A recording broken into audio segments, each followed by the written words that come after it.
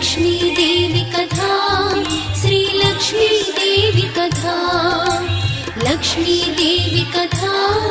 श्रीलक्ष्मीदेवी कथा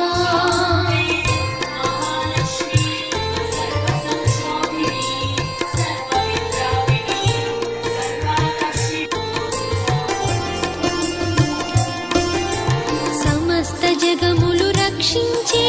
सकल ज्ञानमूर्ति ఎవరింట తాను కొలువుండునో